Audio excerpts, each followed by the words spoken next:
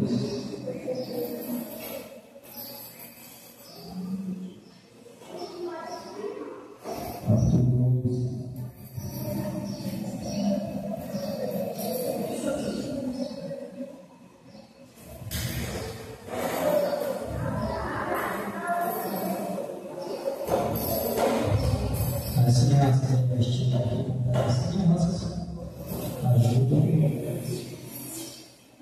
Talvez quando eu vejo uma nossa barulho, viu? 21, 24, de nada. Uma amiga que eu vejo, uma jovem abençoada, trabalhamos ali na CGV, ela me empoderou não tempo mais. Ela foi jovem aprendiz, e depois ela foi contratada. Olha por ela, a menina de Deus, viu? 22 mais. Agora está as portas da nossa área do lado dele, que é o Marcos Vinícius. E ela está fazendo diretamente com ele. Vamos meditar Atos 2, 21, 22, 23 e 24. Eu não vou ler novamente, você vai ter uma acompanhe. Eu vou falar de um assunto muito comum. Eu vou falar de um assunto muito comum. Porém, é o mais importante de toda a história. Billy Graham já dizia uma frase muito famosa, usada por todos. Aqui a conhece. Ele fala que o maior evento da história da humanidade não foi o homem pisar na lua, mas sim o Filho de Deus pisar na terra de pecadores.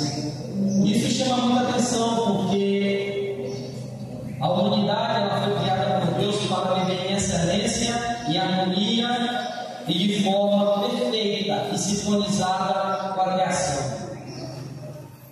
E quando nós vamos meditar em Atos capítulo 2, versículo 21 a seguir, está diante da gente grandes acontecimentos. O primeiro acontecimento é acerca do dia de Pentecostes. Aqui em Atos 2 vai se concretizar o que foi mencionado na antiga aliança sobre a descida do Espírito Santo. Logo após a descida do Espírito Santo, você vê um dos sermonários mais belos que alguém pode ter feito. Quem? Pedro, dando um belo sermão debaixo da autoridade do Espírito Santo. Ele vai dizer que aqueles homens não estão embriagados, nós conhecemos a história. Mas quando ele vai falar acerca de quem é Jesus. E o interessante, irmãos, é que eu já lanço uma pergunta aqui para a congregação. É que Pedro, ele passou quantos anos com Jesus? Você já fez essa pergunta? Quantos anos Pedro e os demais discípulos passaram com Jesus? Pedro passou uma média de 3 anos a 3 anos e meio com Cristo. E em 3 anos ou 3 anos e meio você vê muitas barbaridades. Você vê ele pregando Jesus, você vê ele andando sobre as águas, você vê ele sendo totalmente soberbo e prepotente em falar que não faria determinadas ações enquanto ele faz. Você vê ele se humilhando diante da sua reconciliação ministerial. Mas em 3 anos ou 3 anos e meio, Pedro conhecia não somente o Cristo que morreu por ele, mas a história narrativa que apontava para o Cristo. Isso é interessante. Eu quero que você guarde essa pergunta e essa menção agora, para quando no final do culto nós possamos entender melhor. E diante disso, Pedro começa um discurso lindíssimo. Ele fala assim: acontecerá que todo aquele que invocar o nome do Senhor será salvo. E quando você vai lá no livro de Jonas faz a mesma menção, que todo aquele que invocar o nome do Senhor será salvo. Pedro conhecia as escrituras antigas, e ele começa falando assim: homens israelitas, escutai estas palavras. A Jesus Nazareno, homem aprovado por Deus entre vós com maravilhas, prodígios e sinais, que Deus por ele fez no meio de vós, como vós bem sabeis. Ele está dizendo assim: Jesus de Nazaré, que foi crucificado, ele foi aprovado por Deus, E nessa noite, baseado nesses pequenos versículos, eu quero falar acerca da morte vicária de Cristo. Conforme eu falei no domingo passado e na EBD, na quinta, perdão, eu quero falar sobre a vergonha da cruz. Nós percebemos a história do cristianismo, ela é narrada numa perspectiva que a humanidade foi feita, todavia se desviou, se distanciou de Deus e perdeu o seu relacionamento. E nós conhecemos bem essa história de forma muito detalhada e abrangente. Conhecemos bem que o homem foi feito para viver em comunhão com Deus. E quando aconteceu que o homem se desviou, ele se desviou do jardim do Éden, quando ele comeu do fruto que Deus falou para ele não comer. A partir daquele momento ele se igualou a Deus. Como assim, irmão Tiago? Ele passou a ser soberano que nem Deus não. Ele se igualou na capacidade de entender o certo e o errado, conhecer o lado pecaminoso da situação. Ou cabia, ele estava em sã consciência, totalmente sem pecado. E o que aconteceu é que este homem perdeu a sua comunhão. E quando alguém perde a comunhão, precisa de uma restauração. Quando alguém anda de carro e tem um carro, sabe que terá algumas despesas.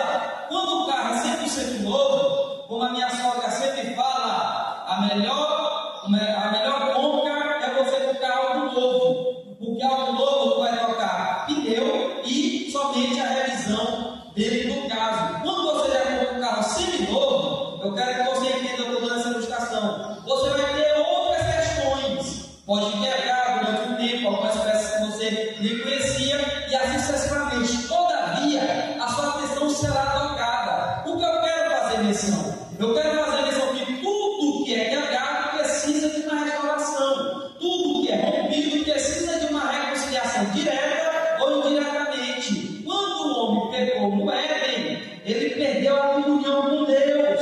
A humanidade se distanciou. Mas, irmão Tiago, você está dizendo que Adão pecou. Exatamente, Adão, representante de toda a humanidade. Coloque isso na sua cabeça também, que Adão é o meu e o meu pai, é o nosso representante. Por isso que quando Adão pecou, todo mundo pecou, porque ele representava toda a humanidade. E quando ele pecou, ele se distanciou, ele tentou justificar o seu distanciamento, ele tentou fazer meios humanos para restaurar a sua comunhão. E isso é importante, porque a humanidade caída sempre vai ter o desejo de usar meios humanos para restaurar o relacionamento com Deus. A palavra de Deus vai nos dizer que ele pegou folhas para cobrir a sua nudez. Aí ele ouviu, no Gênesis capítulo 3, versículo 8, Deus pergunta a Adão: onde tu estás? E ele vai dizer: olha, eu ouvi a tua voz só no jardim e temi. Aí Deus falou: tu comeste do fruto que eu disse que não era para comer. Ele disse: não, Senhor, a mulher que tu me deste. Ele não se responsabilizou. Houve a evidência que diz que na queda o homem ele não tem essa postura de assumir as suas consequências e sempre vai transferir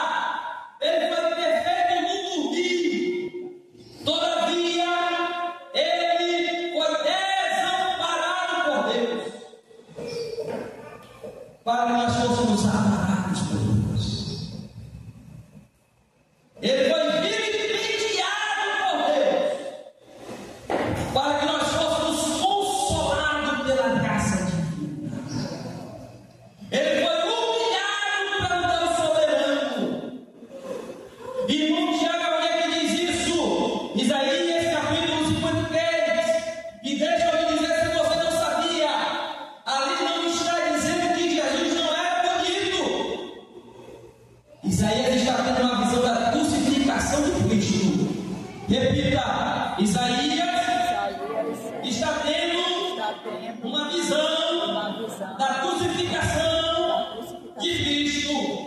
Ele é o Cristo desfigurado, vilipendiado, deslacerado, e diz: nenhuma beleza vimos para que o desejássemos. Aleluia. Isaías vai dizer que Deus o desamparou. Naquele momento, olha para você ver como a história da crucificação ela é antagônica, oposta à lógica humana. Ele vai dizer: homem aprovado por Deus. Mas Isaías capítulo 53, a partir do versículo 10 diz que agradou Deus a. E por que, irmão Tiago? Porque ele foi desamparado. Quem disse que ele foi desamparado? Ele diz nos evangelhos, quando estava lá, ele falou: ali na massa bacana, Deus meu, por que tu me desamparaste? Ora, perder a comunhão daquilo que não deveria ser perdido, Cristo perdeu. Naquele momento ele levava sobre si os nossos pecados, as nossas dores, as nossas angústias, as nossas maldades em si, tudo de ruim da humanidade que Cristo levava naquele momento. E porque Pedro disse que ele é homem aprovado por Deus? Você lembra que eu disse que no Antigo Testamento tinha que ter oferta para substituir o culpado, levar um cordeiro, ou um passarinho, ou um punhado de farinha? Cristo ele foi aprovado como uma oferta perfeita. Aquilo que você lê no Antigo Testamento, o que você escuta, é só uma sombra. E o que é a sombra?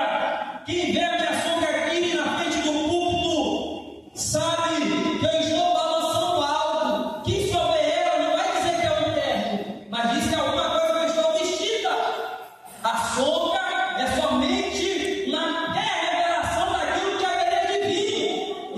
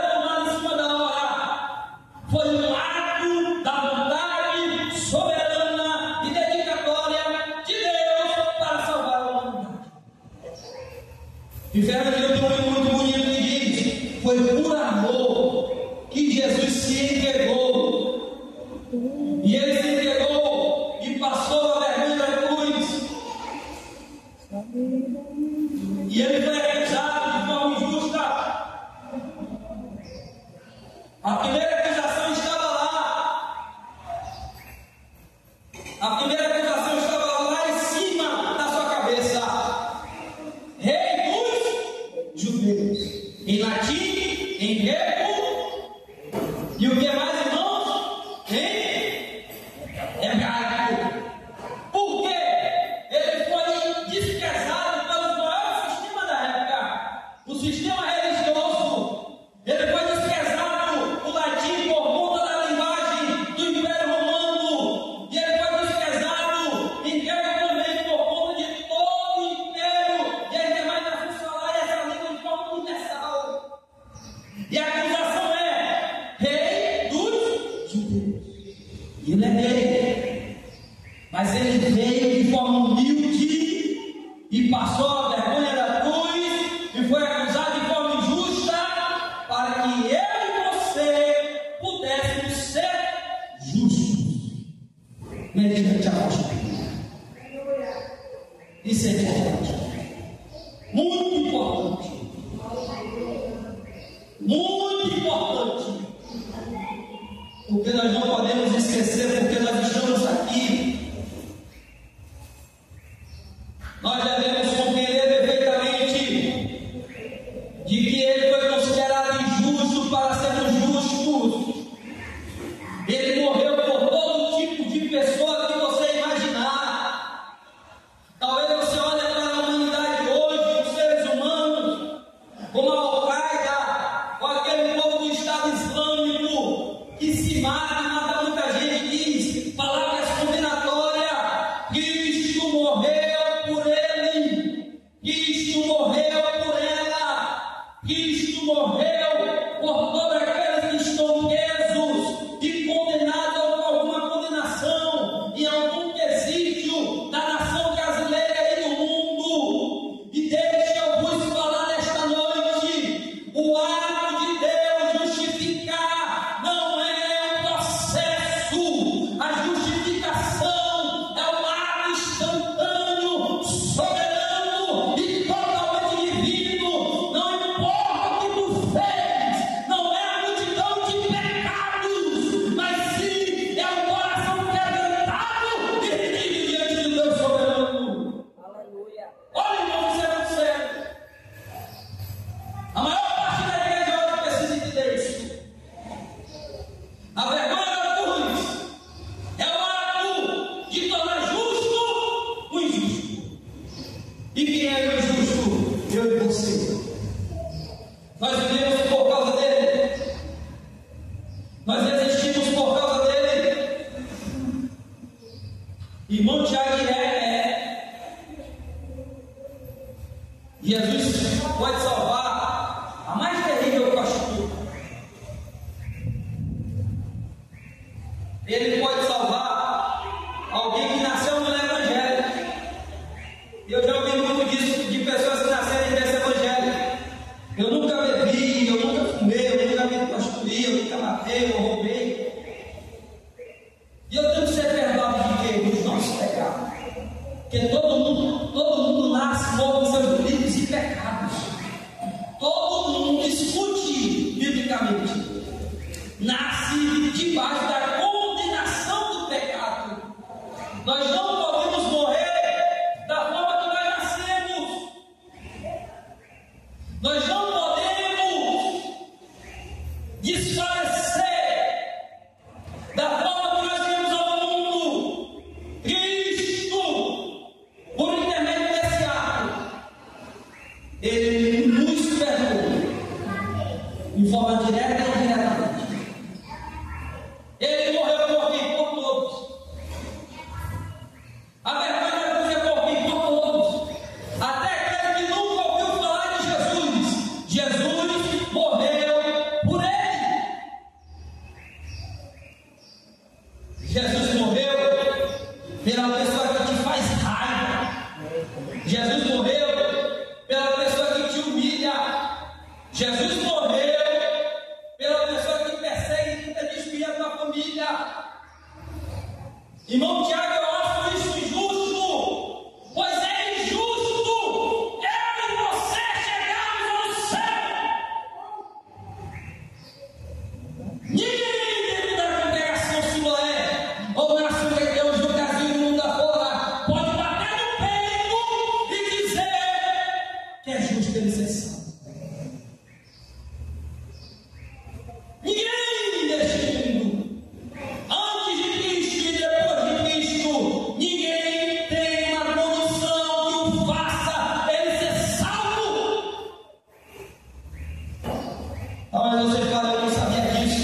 Pois saiba hoje, ninguém herda a salvação por mérito. Efésios capítulo 2, a partir do versículo 1. Estando vós mortos em seus delitos e pecados, ele vos vivificou, dando-vos vida. Aí continua no versículo 8. Pela graça sois salvos. Isso não vem de vós, é pela fé. E a fé é dom de Deus, para que ninguém se glorie. Aleluia. A humanidade ela é carente de Cristo. Cristo morreu por nós.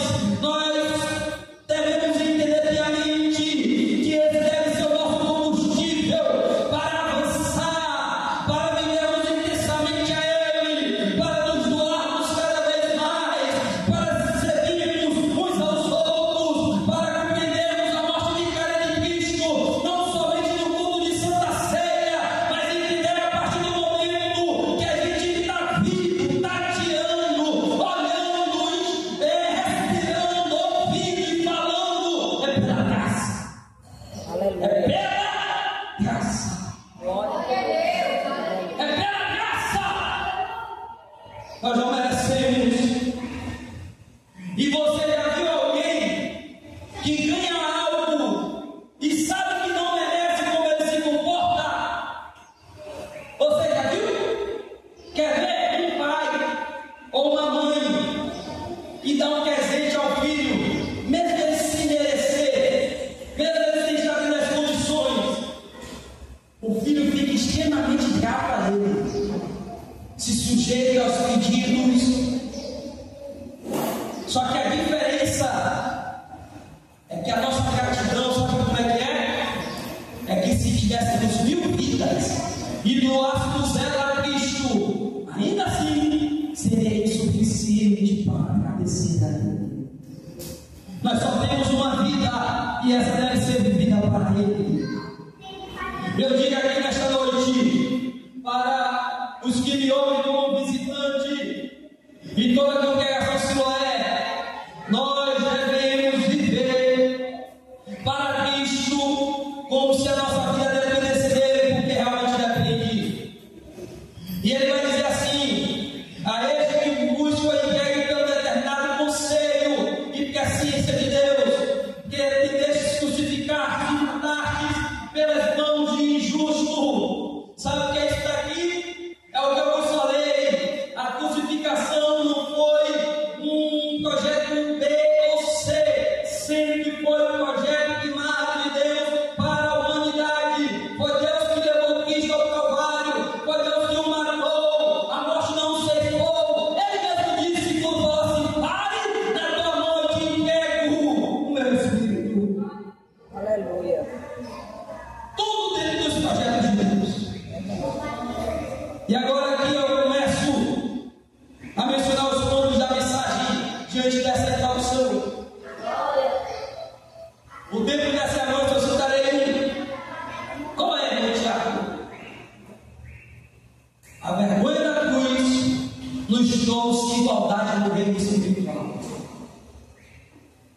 Primeiro ponto. Mateus, Marcos e Lucas vai narrar que quando o Cordeiro de Deus morreu, o véu se rasgou de alto a baixo. Repite, de alto a baixo.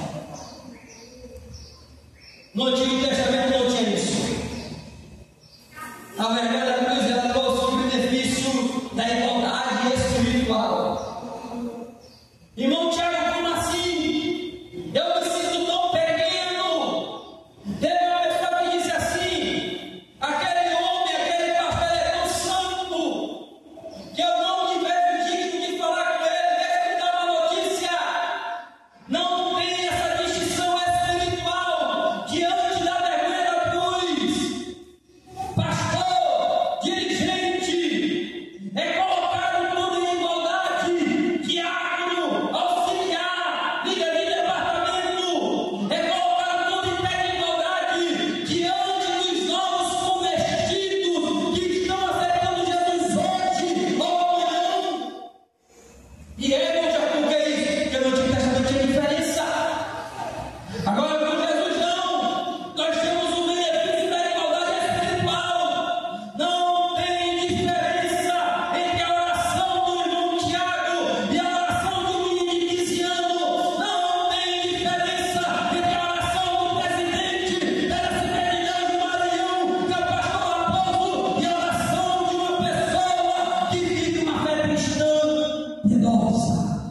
misericórdia.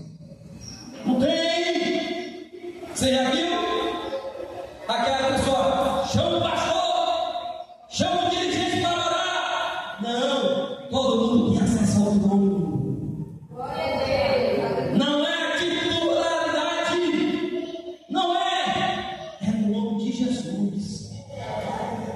Está escrito aqui, primeiro ponto, eu vou encerrar. Ele diz assim: e muitos daqueles que chegarão, no teu nome eu peguei, no teu nome eu curei, no teu nome eu expulsei demônios, no teu nome prodigios e maravilhas foram feitos. Sim, no meu nome, porque no nome de Jesus há poder. No nome de Jesus há. E todos aqueles que aceitam Jesus são colocados no pé de igualdade. Baixo do interior, porque no mundo de tanta injustiça, o reino tem que haver igualdade.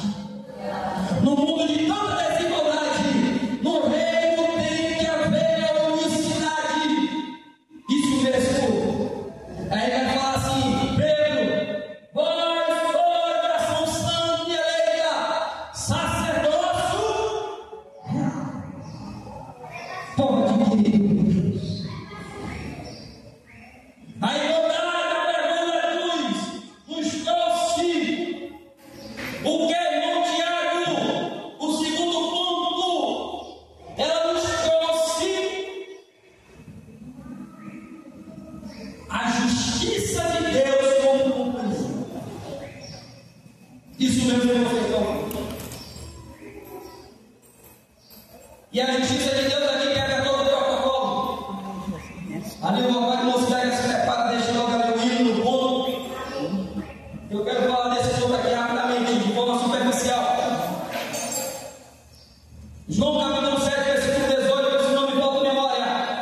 Mas aquele que é enviado, ele não fala de si mesmo, mas aquele que o enviou, para que diante dos seus atos não venha haver variação de injustiça.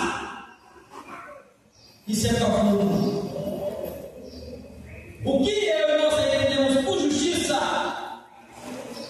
ele na maioria das vezes não vive. Exatamente. O que é injustiça para nós, muitas das vezes é justiça de forma bíblica. É injusto, logicamente falando, eu ajudar quem faz o mal. Mas você tem que orar por ele, tem que fazer o mal. E outra é útil. E tudo que fizer a um desses pequeninos, fazer a vida dele. É injusto eu estender a mão a quem só nos humilhou em épocas de necessidade. Mas eu ia dizer que nem falou para Deus, vai, porque esse é o caminho, rapaz. Vamos fazer esse caminho que eu separei para a minha obra. Por isso que João fala, capítulo 7, versículo 18, que a vergonha da cruz realmente traz a justiça de Deus para conosco. E o que é a justiça de Deus, irmão Tiago? É a quebra de todo o protocolo religioso e histórico que você vai entender. É a quebra de todo o preconceito que eu falei e torna a repetir. Hoje na EBD muitas igrejas não estão preparadas para receber o nome que saiu do homossexualismo, que amputou o seu órgão genital, que inseriu seios, que inseriu bunda, e ele aceita Jesus. A maioria das igrejas não estão preparadas para receber, por conta do seu olhar preconceituoso e de julgamento. É um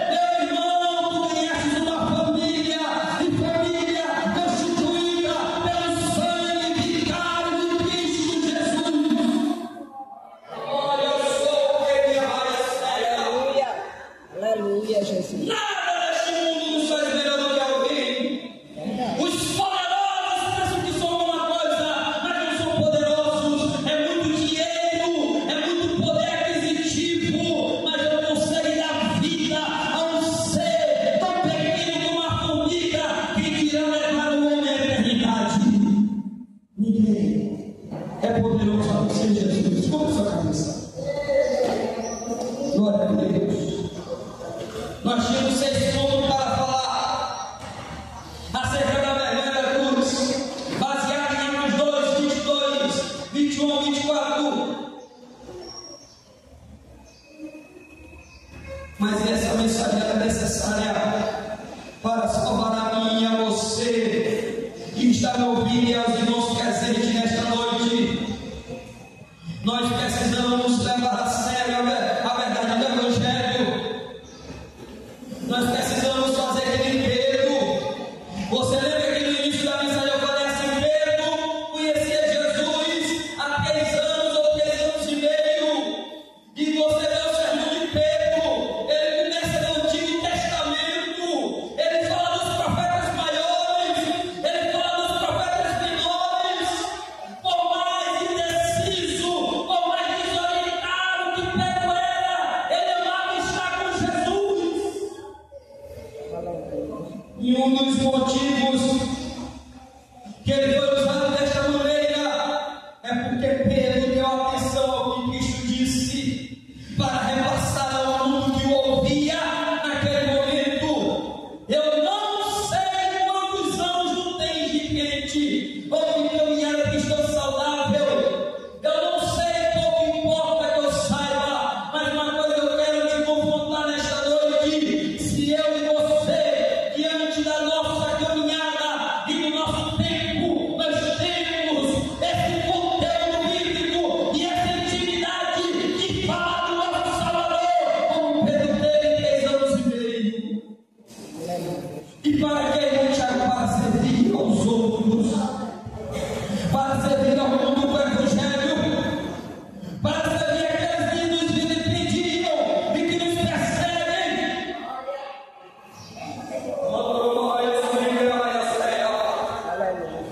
Deus soberano, justo e santo, Cordeiro de Deus, nos ajuda, Senhor, a sermos cristãos melhores. Nós precisamos melhorar. Nós precisamos melhorar. Nós precisamos melhorar, Jesus. Nós precisamos a cada dia lembrar da morte vicária de Cristo e entender os benefícios da vergonha da cruz. Ajuda o meu irmão. Ajuda a minha irmã. Nos ajuda. Nós precisamos servir uns aos outros e servir o mundo com o teu Evangelho. Nós precisamos anunciar a morte vicária. Nós precisamos dizer para o drogado que não é a quantidade de droga que ele usa, para o assassino que ele dá esperança, para o depressivo que ele dá escape. Nós precisamos anunciar Jesus, a prostituta, que a vida dela tem um valor para o Cordeiro de Deus. E que não é prata, não é ouro, mas é o sangue do Cordeiro que vale. Em nome do teu filho amado, inunda o nosso coração nesta noite com as tuas palavras e faça aquilo que somente o Senhor pode fazer por nós. Em nome do teu filho amado Jesus Cristo. É tudo isso que nós te pedimos e te agradecemos. Amém.